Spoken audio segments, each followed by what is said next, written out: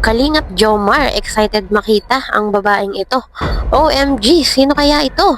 At yan po ang pag-uusapan natin maya-maya lamang. Pero bago po ang lahat, mega love shoutout sa ating mga listeners, viewers, and subscriber saan mang sulok ng mundo. Kamusta po kayong mga kalingap? Lalo na sa ating mga kababayang OFW.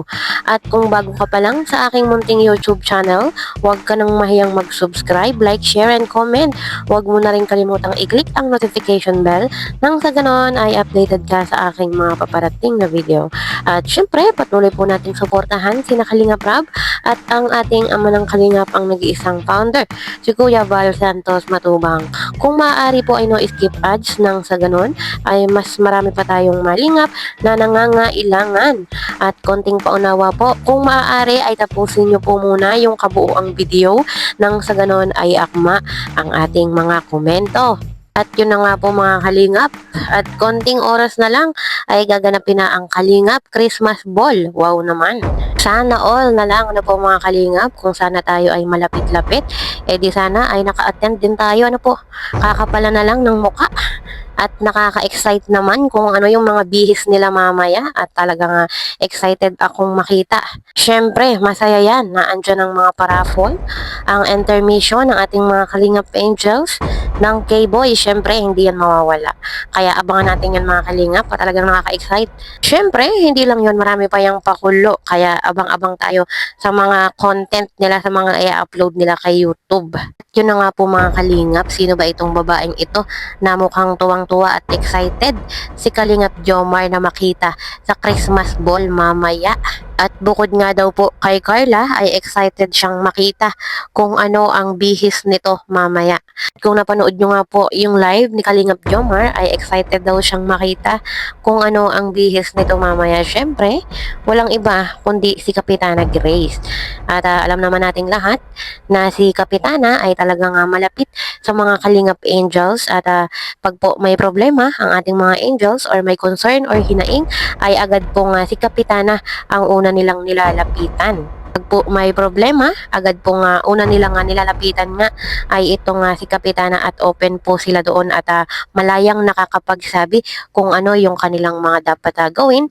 At ang maganda nga po doon ay nakakapagbigay din ng advice ito si Kapitana sa ating mga Kalingap Angels. At yun nga po ay close na close si Kapitana sa ating mga Kalingap Angels. At bukod doon ay talagang maaasahan itong si Kapitana ni Kalingap Rab.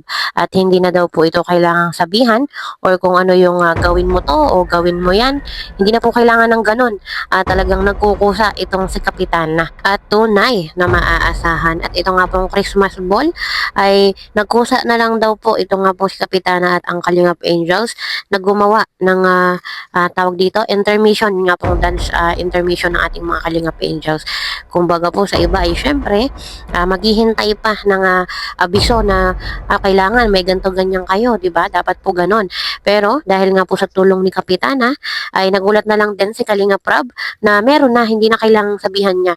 At doon na nga lang po ay nalaman niya na may practice itong ating Kalingap Angels at si Kapitana. Although alam naman natin kung ano yung kasarian ni Kapitana, kung ito ba ay babae or ano ba, 50-50. Hindi maintindihan ay malaking tulong siya dito nga po kay Kalingap Rab.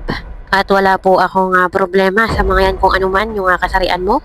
Kung bakla ka man, tomboy, babae o lalaki, basta wala kang tinatapakan na pagkatao ay go ka lang kung saan ka masaya.